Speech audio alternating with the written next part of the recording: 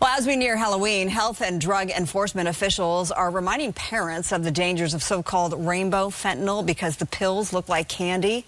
There are no specific fentanyl threats, to be clear, but officials say parents should be on high alert. The Drug Enforcement Administration, the DEA, wants parents to be aware of these brightly colored fentanyl pills known as rainbow fentanyl used to target young Americans. Dr. Ali Jamehdor is on the front lines of the fentanyl crisis. He's the medical director of emergency services with Dignity Health, St. Mary and Long Beach. And we welcome the doctor to the program tonight. Thank you so much for being with us. This is so important to talk about. I know that this is something that you're seeing more and more of in your ER department. So how big of a problem has this become? Good evening. Thank you so much for having me on. Yes, it is it really is a truly big problem. Just within the last 6 to 8 months, we are seeing 4 to 5 times the number of patients that are coming in overdose on fentanyl. Before, I used to maybe go on a shift, and once a week or maybe once every other week, I'd have an overdose that I saw in the ER. And now we are seeing it on a daily basis. It is a big problem. And in terms of age, are these patients younger and younger? Absolutely. So, it used to be mid-30s, 30 to 45, 50. We are seeing younger and younger patients coming in, as young as 13 that I saw, but we've had even younger than that come to the ER, and they're getting younger, yes.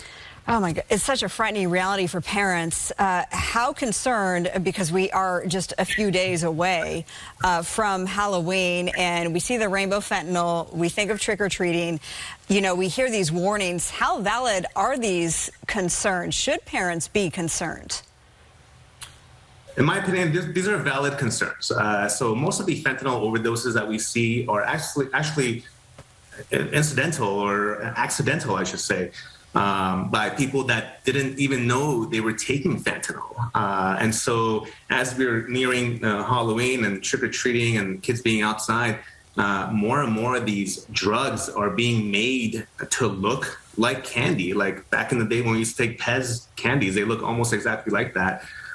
So this is a real concern. It's something that I don't think is being overblown. I think this is something that we're in the middle of a crisis, and this is crisscrossing at a point where candies and kids are being outside and with strangers and doing trick-or-treating. So I think it's a real issue, and we should really look at that. What are you hearing from parents specifically?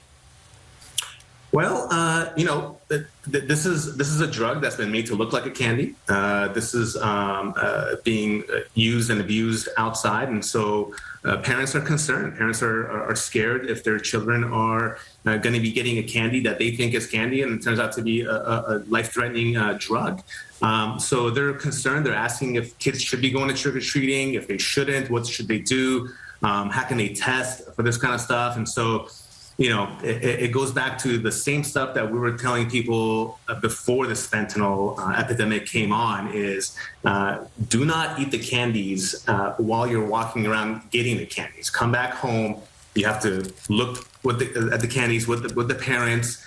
Things that have looked like that they've been tied by hand or something like that, I would discard. Mm-hmm. And you stick to the neighborhoods that you're used to. You stick to close communities, and even have your own perhaps block party, and as opposed to going places that you're not familiar with. So keep it close to home and keep it safe is what I would say.